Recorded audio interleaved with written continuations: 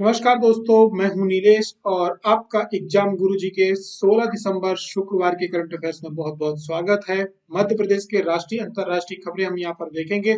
Current affairs की PDF आप exam गुरुजी के टेलीग्राम चैनल से डाउनलोड करना बिल्कुल नहीं भूलें और यदि आपको करंट अफेयर पसंद आ रहा है तो इसको शेयर करना भी नहीं भूलें। करंट अफेयर की शुरुआत करने से पहले आपको जानकारी दे देते हैं कि यदि आप एमपीपीएससी की तैयारी को लेकर के सीरियस है तो आप एमपीपीएससी प्री के नोट्स और मेंस के नोट्स अपडेटेड नोट्स आप यहां से परचेज कर सकते हैं। इसके साथ आपको कुछ ऑफर्स मिल रहे हैं जिसके साथ आपको टेस्ट सीरीज भी मिल रही है।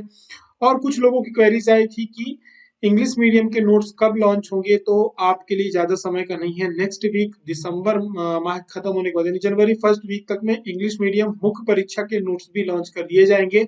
साथ ही में एमपीपीएससी प्री के भी जो इंग्लिश मीडियम के नोट्स हैं उन्हें भी अपडेट किया जा रहा है और वो भी जनवरी के जो फर्स्ट वीक है उसमें आपको मिल जाएंगे। और आज की शुरुआत हम करते हैं सुबह की अच्छे विचारों के साथ। तो गुरु रविन्द्रनाथ टैगोर ने भी कहा है, गीता में भी हमने पढ़ा है, कर्म करते हुए हमेशा आगे बढ़ते रहिए, फल के लिए व्यर्थ चिंता मत करिए, क्योंकि किया हुआ परिश्रम कभी भी व्यर्थ नहीं जाता। आज आप जो पढ़ रहे हैं या जो भी मेहनत कर रहे हैं वो आप विश्वास करिए, अपनी मेहनत पर विश्वास करिए, वो कभी भी व्यर्थ नहीं जाएगा यदि हमने उसको ईमानदारी के साथ किया है। हमारा काम अपने लक्ष्य के प्रति लगातार निरंतर प्रयास करते रहना है, अपनी कमियों को सुधारते रहना है। जैसे जैसे हमारी कमी सुधरती जाएंगी हम आगे बढ़ते जाएंगे, क्योंकि वो जो हमने मेहनत करी है वो कभी खाली नहीं जाती। तो शुरुआत करते हैं। सबसे पहले हमने पिछले दिनों क्या पढ़ा है उसके रिवीजन के साथ। और पिछले दिनों हमने पढ़ा था देश भर में कला और संस्कृति शिल्प के संरक्षण के लिए जो हमारे देश का संस्कृति मंत्रालय है, इसने क्षेत्रीय जो सांस्कृतिक केंद्र है इनकी स्थापना करी है और इनकी जो संख्या है कुल देश में 7 है। महर्षि अरविंदो की अभी 150वीं जयंती मनाई गई थी, उस पर सिक्का भी जारी किया गया है, स्मारक सिक्का। उनका जो जन्म हुआ था वो कोलकाता में हुआ था। अभी टीबी नियंत्रण कार्यक्रम के लिए मेघालय राज्य को पुरस्कृत किया गया है। और हर साल हमारे यहाँ जो राष्ट्रीय ऊर्जा संरक्षण दिवस मनाया जाता है, यहाँ पर राष्ट्रीय ऊर्जा संरक्षण की बात हो रही है, प्रतिवर्ष 14 दिसंबर को मनाया जाता है। और भारतीय फिल्म है RRR जिसने भी जो गोल्डन ग्लोब पुरस्कार है उसका 2 जगह पर नामांकन हुआ है। ये पुरस्कार जल्दी दिए जाएंगे, तब हम देखते हैं कि वो उनकी स्थिति क्या रहती है वहां पर, उसे हम फिर अपने करंट अफेयर में देखेंगे। अर्जुन ठाकुर है, इनका जो संबंध है वो शूटिंग से है, लगातार पदक जीत रहे हैं। वहीं पर उमंग नेशनल व्हील चेयर क्रिकेट प्रतियोगिता का आयोजन भोपाल में किया गया है। देवारंड योजना है जो कि आयुष विभाग के द्वारा चलाई जा रही है। निम्न में से किस देश को पहली सोलर सिटी के रूप में जाना जाएगा, तो ये सांची है। यहाँ पर जो है सरकार ने कार्य करना शुरू कर दिया है। हाल ही में हमारे यहाँ की मंत्रिपरिषद ने मध्य प्रदेश के विज्ञान प्रौद्योगिकी और नवाचार के लिए एक नीति का निर्माण किया है। तो विज्ञान प्रौद्योगिकी एवं नीति जिसका नाम होगा 2022 के लिए बनाई है। शुरुआत करते हैं राष्ट्रीय अंतरराष्ट्रीय खबरों से। किस देश की सरकार ने धूम्रपान पर प्रतिबंध लगाने के लिए दुनिया का पहला तंबाकू कानून पारित किया है? ठीक है, तो वो सरकार है न्यूजीलैंड की सरकार, जिसने एक बहुत बड़ा कदम लिया है। क्योंकि हमारे देश में एक राजस्व का बहुत बड़ा स्रोत जो होता है वो नशा होता है। तो कई बार सरकारें थोड़ा सा पीछे हट जाती है, लेकिन उसके पीछे कई भी कारण है। जैसे शराबबंदी है, हमारे यहाँ क्या है कि कई कुछ ऐसे कार्यक्रम है या कुछ ऐसे हमारे यहाँ समाज है जहाँ पर शराब वहां पर एक पूजा के रूप में भी इस्तेमाल की जाती है, इसलिए सरकार कई बार निर्णय नहीं कर पाती, लेकिन एक बहुत बड़ा कारण राजस्व होता है। और दूसरा जो जनजातीय प्रदेश है, तो वहां पर क्या है कि उस शराब का जो है उनका एक तरह से आप ये कहें उनकी संस्कृति का एक हिस्सा है और वो अलग तरह से उसका इस्तेमाल करते हैं।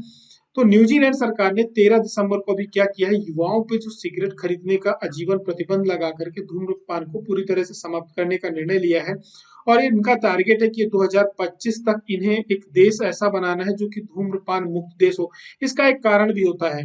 हमें आपको लगता है कि सरकार इसको डायरेक्ट बंद कर सकती है, एक तो रोजगार इसके साथ बहुत लोग जुड़े होते हैं, ठीक है, बहुत सारे लोगों का रोजगार जुड़ा होता है। लेकिन एक हिस्सा सरकार का ऐसा है जो इस पे जो कैंसर जैसी बीमारियां होती हैं उस पर सरकार का एक बहुत बड़ा हिस्सा भी खर्च होता है, इसको हम लोग इग्नोर नहीं कर सकते। क्योंकि इस ये न्यूजीलैंड के लिए एक बहुत बड़ी प्रॉब्लम हो रही थी, क्योंकि उनके यहाँ क्या है कि जो हॉस्पिटलिटी में इसका इलाज है वो सरकार को सब्सिडी के रूप में या सरकार उसको जो खर्च कर रही थी उस पर भी नियंत्रण हो सकता है उनका, तो उस राजस्व का वो कहीं और पर इस्तेमाल करेंगे।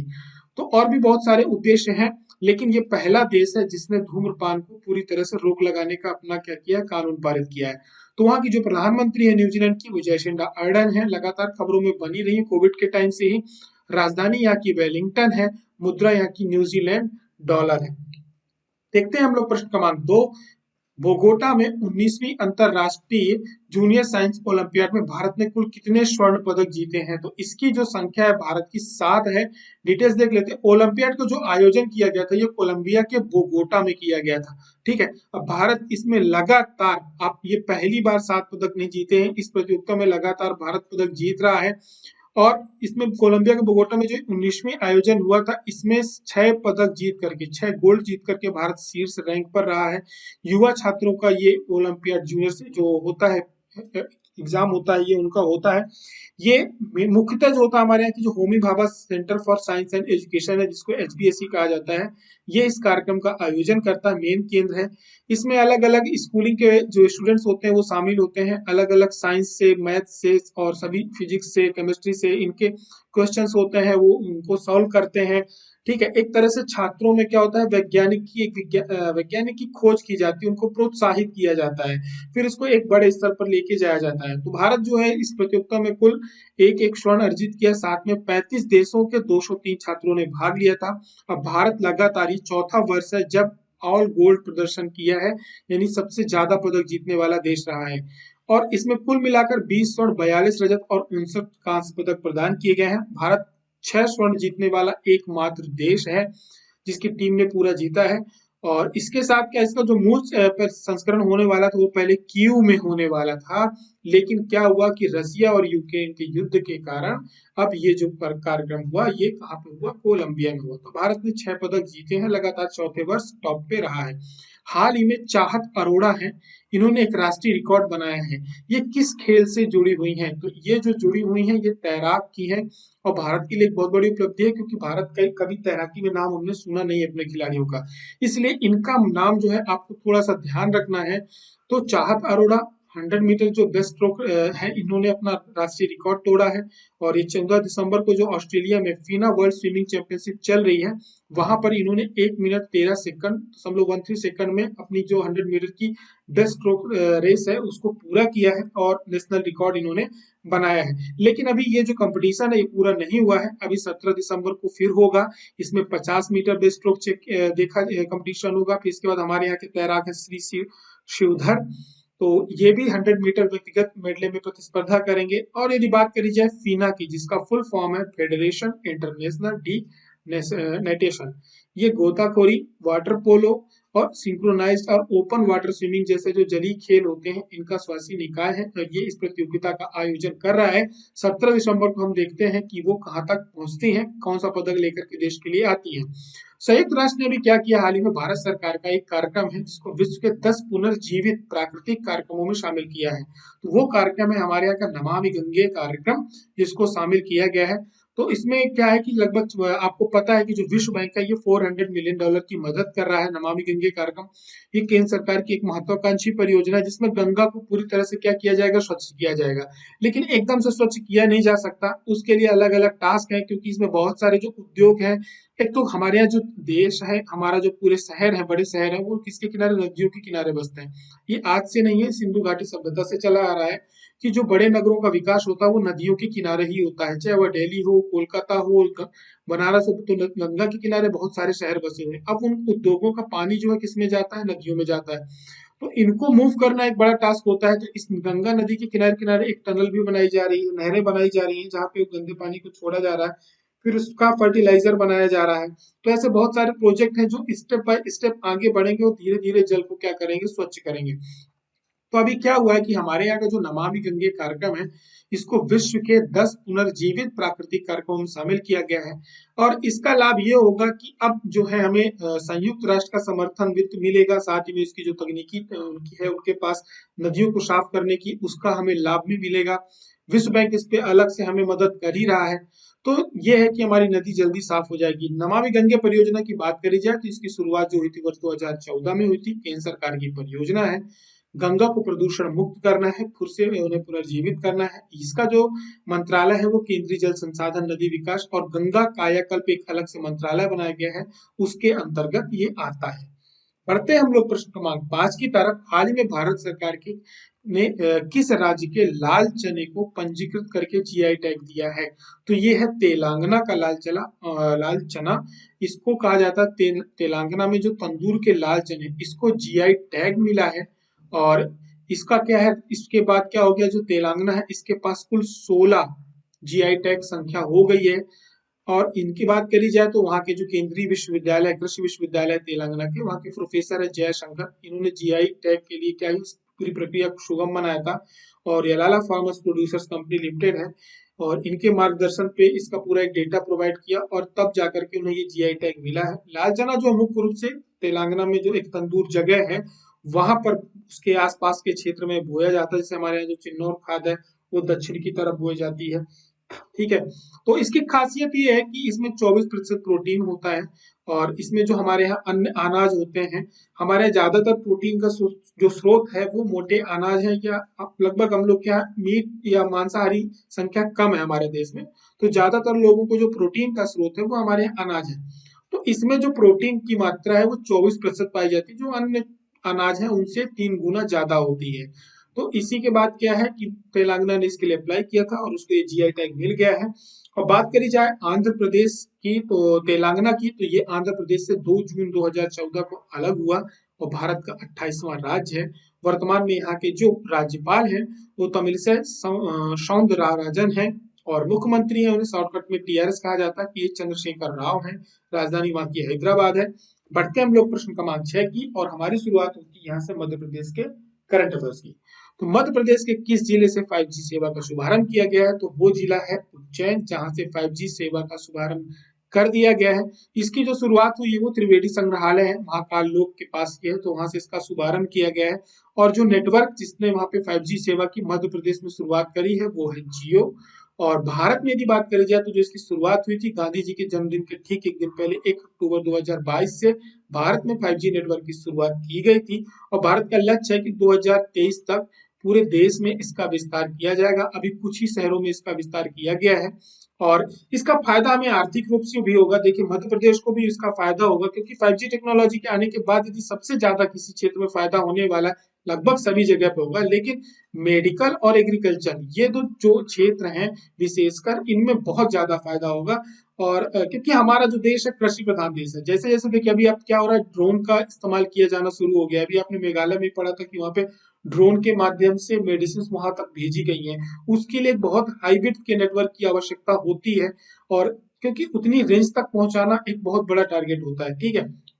तो इसका हमारे यहाँ क्या, दवाइयों का इस्तेमाल जो हमारे यहाँ छिड़काव किए जाते हैं फर्टिलाइजर का, उसमें भी अब क्या है कि ड्रोन्स का इस्तेमाल किया जाएगा। तो ड्रोन्स अब बीच में पता चला नेटवर्क ब्रेक हो गया, या प्रॉपर उसको नेटवर्क नहीं मिल रहा है, तो ड्रोन उड़ ही नहीं पा रहा है।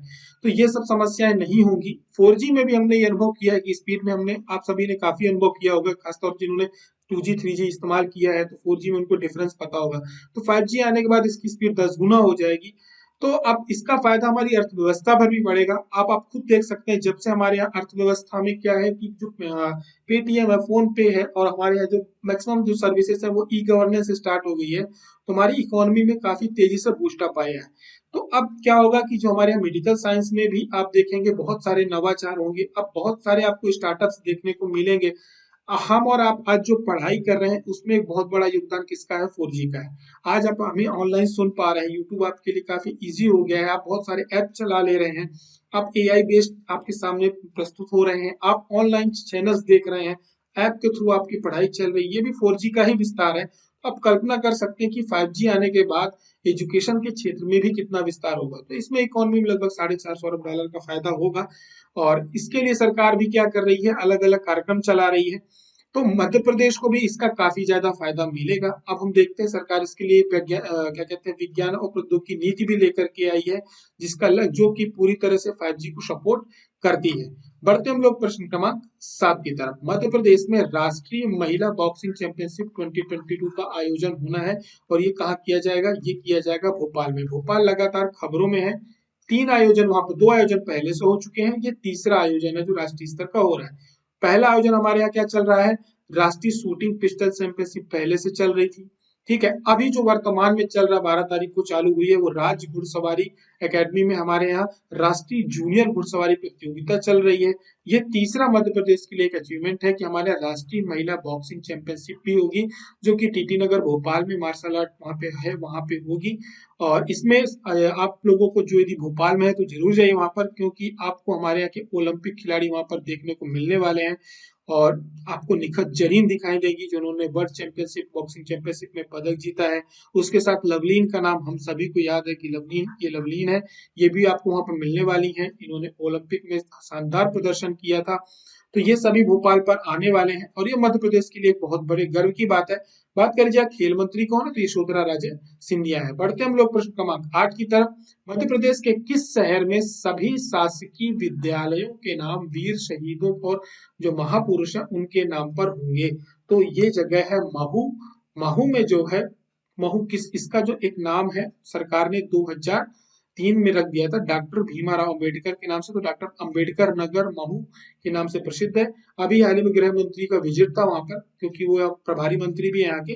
तो उन्होंने यहाँ के जो 234 शासकीय विद्यालय हैं इनका वीर शहीद और महापुरुषों के नाम पे रखा जाएगा, और साथ ही में उस व्यक्तित्व के वहां पे जो जीवन से जुड़ी हुई चीजें हैं उसको वहां पे बताया जाएगा, उनको जानकारी दी जाएगी जो स्टूडेंट्स वहां पे पढ़ने जाएंगे। तो डॉक्टर अंबेडकर नगर महू के नाम से किसे फेमस है, क्योंकि वो उनकी जन्म स्थली है। 14 अप्रैल 1891 को उनका यहाँ पर जन्म हुआ था महू में। तो इस वजह से इस जगह का नाम डॉक्टर भीमाराव साहब अम्बेडकर रखा गया, तो बाबा साहेब अम्बेडकर नाम उनके नाम से है। और इसका जो नाम बदला गया था वो 2003 में बदला गया था। और यहाँ पर थल सेना की कई इकाइयां भी हैं, महू कैंट भी है यहाँ पर। ठीक है। और सेना व संचार प्रौद्योगिकी महाविद्यालय एमसीटी है, थल सेना का युद्ध महाविद्यालय भी यहाँ पर है।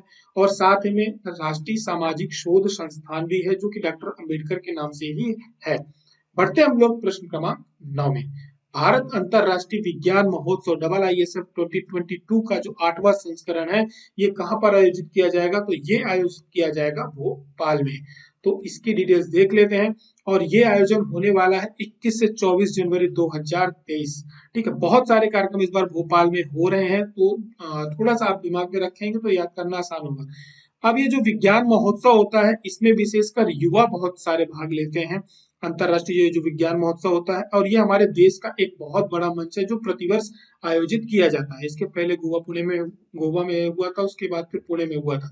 अब यहाँ पे क्या होता है कि आपको छात्र भी मिलेंगे, बहुत सारे शोधकर्ता मिलेंगे, अपने शोध प्रस्तुत करेंगे, और बहुत सारी नई नई चीजें हमें यहाँ पर जानने को मिलती हैं। एक तरह से आप ये कहें कि एक बहुत बड़ी कॉन्फ्रेंस होगी, और ये हमारे प्रदेश के लिए एक बहुत गर्व की बात होगी, क्योंकि इसका जो आयोजन किया जाने वाला है भोपाल में किया जाने वाला है। और इसका जो आयोजन किया जाता है भारत सरकार का जो विज्ञान और प्रौद्योगिकी मंत्रालय है, पृथ्वी विज्ञान मंत्रालय है, और स्वास्थ्य और परिवार कल्याण मंत्रालय है, ये मिलकर के इसका आयोजन करेंगे। और 2015 से इसको शुरू किया गया था, देश का सबसे बड़ा मंच है। इसका जो विज्ञान भारती की यदि हम बात करें, तो विज्ञान भारती जो 1991 में इसकी शुरुआत हुई थी, और इसको स्वदेशी विज्ञान के लिए इसको शुरू किया, भारतीय स्तर पर स्वदेशी विज्ञान आंदोलन शुरू किया गया था, तो इसका नाम रखा गया विज्ञान भारती।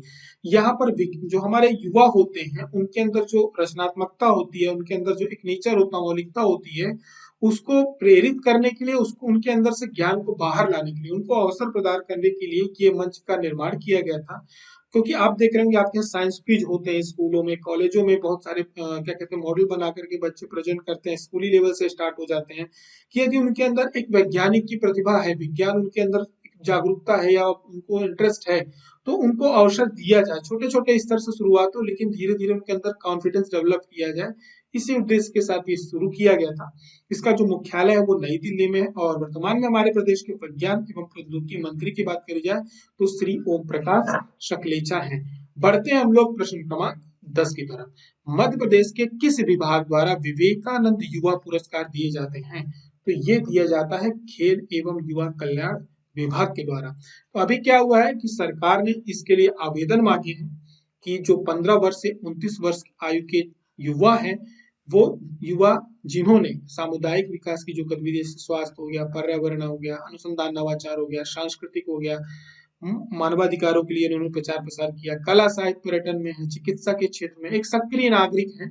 ठीक है। समाज के क्षेत्र में उन्होंने कुछ अच्छा किया है, आयु उनकी 15 से 29 वर्ष की है, तो वो आवेदन कर सकते हैं। उन्हें 12 जनवरी जिस दिन क्या मनाया जाता है? राष्ट्रीय युवा दिवस। स्वामी विवेकानंद के जन्मदिन के अवसर पर उस दिन उन्हें पुरस्कृत किया जाएगा और ये प्रतिवर्ष दिया जाता है विवेकानंद पुरस्कार। और बात करी जाए राष्ट्रीय युवा दिवस की, तो इस दिन की जो शुरुआत हुई थी, रजिस्टर किया गया था 1984 में, राष्ट्रीय युवा दिवस के रूप में इसको नामित किया गया था। और 1999 में संयुक्त राष्ट्र ने इस दिन को अंतरराष्ट्रीय युवा दिवस के रूप में मनाने का फैसला किया गया था। तो हमने आपसे कल एक प्रश्न पूछा था कि सतना में गोला मठ कहाँ स्थित है? सतना में है, लेकिन गोला मठ जो है ये सतना की किस तहसील में है? तो लगभग आपने सभी लोगों ने उत्तर दिया, काफी बढ़ चढ़ के लिया। तो इसका जो राइट आंसर है वो मैहर है। मैहर विशेषकर आपको जो शारदा पीठ है उसके लिए फेमस है। ठीक है, ये त्रिकूट पर्वत पर स्थित है। आप सभी ने इसके उत्तर दिए हैं। ये लेकिन जो गोला मठ है ये भगवान शिव को समर्पित है।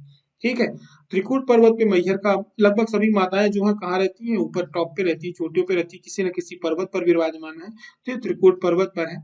साथ ही में सतना जिला अपने आप में एक धार्मिक स्थान है। ठीक है, और इसके अलावा यहाँ पे आप बात करो तो सतना जिला में आपका चित्रकूट भी आता है। बौद्ध जो संस्कृति है वो भी है। नीलिमा ने काफी सारे आंसर दिए हैं। चंद्र प्रकाश किरण ने भी लगभग आंसर दिया है। सभी ने अच्छे आंसर दिए हैं। शमशेर आप लगातार आंसर दे रहे हैं। साथ में मंगल मीना है, सोनम यादव है। आप सभी के जो आंसर थे राइट थे। और मैहर भी जिन्होंने लिखा था उनका भी आंसर राइट था। आप सभी ने बहुत सारी डिटेल्स शेयर करी है। तो जिन लोगों को इसके बारे में ज्यादा जानकारी चाहिए होगी, आप सभी लोग एक बार जो डिटेल्स जिनको एग्जाम गुरुजी हार्ड देता है इस प्रकार से, उनके आंसर्स को जरूर पढ़ा करें। क्योंकि यहाँ पर एक प्रश्न था सतना में गोला मठ कहाँ स्थित है, गोला मठ के बारे में यहाँ बात की गई थी। आपको गोला मठ की तो जानकारी मिलती ही है, साथ में मैहर और सतना से जुड़ी हुई लगभग इतनी सारी जानकारी आपको शेयर कर दी गई है यहाँ पर। और कभी कभी क्या हो जाता है कि उस क्षेत्र से जुड़े हुए लोग भी करंट अफेयर्स में होते हैं, तो कुछ और अच्छी जानकारियां हमारे साथ शेयर कर देते हैं, तो आप उनको पढ़ना नहीं भूला करें। क्योंकि जो एक लोकल का होता है उन्हें ज्यादा जानकारी होती है। ठीक है, करंट अफेयर्स आपको कैसा लग रहा है? यदि पसंद आ रहा है तो इसको शेयर जरूर कर दिया करें। हमारा टारगेट है कि हम इस वर्ष 2022 के समाप्त होते तक, यानी दिसंबर 2022 में हमें 2K को शेयर पूरा क्या करना है, टारगेट करना। 2000 हमारे व्यूअर्स होने चाहिए। इस लक्ष्य को लेकर के हम चल रहे हैं। हमारा टारगेट था कि हम किसी भी प्रकार से दिसंबर में हम 1500 तक पहुंच जाएंगे, वो हम पहुंच रहे हैं। और आप सभी के सहयोग के बिना यहाँ तक नहीं पहुंचा जा सकता। तो करंट अफेयर आपको पसंद आ रहा है तो इसको एक बार शेयर जरूर किया करें। हमें भी क्या होता है, एक मोटिवेशन मिलता है आप लोगों के साथ। तो आज का प्रश्न आप सभी के लिए ये रहा। मध्य प्रदेश में रहने वाली एक विशेष पिछड़ी जनजाति है बैगा और भारिया। इनके एक बीमारी है, उसके इलाज के लिए आयुष विभाग के सहयोग से एक विशेष परियोजना चलाई जा रही है। वो बीमारी कौन सी है? Malaria, chikungunya, sickle cell anaemia या डायरिया? ठीक है, उस बीमारी के बारे में लगातार हमने आपको करंट अफेयर्स में बताया भी है, अभियान भी चल रहा है। तो आपको उसके बारे में जरूर बताना है कि ये बीमारी किस वजह से होती है, किन कमियों की वजह से होती है। थोड़ा सा बैगा के बारे में बताना है, कौन से बेल्ट में पाया जाता है। भारिया के बारे में बताना है, कौन से बेल्ट में पाया जाता है। हमारे यहाँ की विशेष पिछड़ी जनजाति हैं, कौन कौन सी हैं, ये भी आप बता सकते हो। तो नीचे कमेंट करके उसका आंसर बिल्कुल नहीं भूलना है करना। जिनके आंसर सही होंगे एग्जाम गुरु जी उनको लाइक देगा, और जो एग्जाम गुरु जी के साथ कुछ डिटेल शेयर करेंगे उनको एग्जाम गुरु जी हार्ट देगा। और जिन्हें हार्ट देता है उनकी जानकारी आपको जरूर देखनी है कि क्या क्या इंफॉर्मेशन हमें वहां पर मिली। आपका करंट अफेयर्स के साथ साथ एक बेसिक भी आपका धीरे धीरे मजबूत हो रहा। हम यहाँ पे लगातार आपसे सिर्फ मध्य प्रदेश के ही प्रश्न पूछते हैं। उसका यही एक कारण है, क्योंकि चाहे आप एमपीपीएससी दें, चाहे व्यापम दें, किसी भी परीक्षा को दें, व्यापम में 20 क्वेश्चन आने हैं। ठीक है, 20 क्वेश्चंस में आपके ये मान के चलो कि 10 क्वेश्चंस आपके मध्य प्रदेश के रहने वाले हैं। वो करंट अफेयर्स भी हो सकते हैं और साथ में फंडामेंटल हमारे जो स्टैटिक क्वेश्चंस होते हैं वो भी होंगे। तो 10 क्वेश्चन आपको यहाँ पर मध्य प्रदेश के ही मिल रहे हैं। यदि आप एमपीपीएससी की बात करो तो वहां पे आपको 30 ऐसे क्वेश्चंस हैं जो कि आपके सीधे सीधे आपके स्टैटिक पोर्शन से मध्य प्रदेश के आएंगे। प्लस 10 आप जोड़ दो तो करंट अफेयर्स भी जोड़ दो तो आप 40 क्वेश्चन आपके ऐसे होंगे जो सीधा मध्य प्रदेश से आते हैं। तो करंट अफेयर्स हम यहाँ पे साथ साथ कर ही रहे हैं। साथ ही साथ थोड़ा सा फ्लेवर बीच बीच में चेंज होता रहता है आपका, कभी हिस्ट्री के आ जाते हैं, कभी ज्योग्राफी के आ जाते हैं। तो ये बदलाव होता रहता है इसका, ताकि हम लोग बोर ना हो। तो आप सभी जिनके भी आंसर्स डिटेल में रहते हैं, एग्जाम गुरुजी हार्ट देता है, उनको जरूर पढ़ा करें। क्योंकि उसके साथ साथ आपका ये कॉन्सेप्ट भी धीरे धीरे जो उस जगह के बारे में वो क्लियर होता जाएगा और हमारे बहुत सारे एमसीक्यू तैयार हो जाएंगे। करंट अफेयर पसंद आता है तो शेयर करना नहीं भूलें। और एग्जाम गुरुजी के ऑफर्स चल रहे हैं, आप इनका लाभ ले सकते हैं। हमारी और आपकी मुलाकात फिर होती है शनिवार के दिन करंट अफेयर्स के साथ। तब तक के लिए आप सभी अपना ध्यान रखें, पढ़ाई चालू करके रखें। जय हिंद, जय भारत।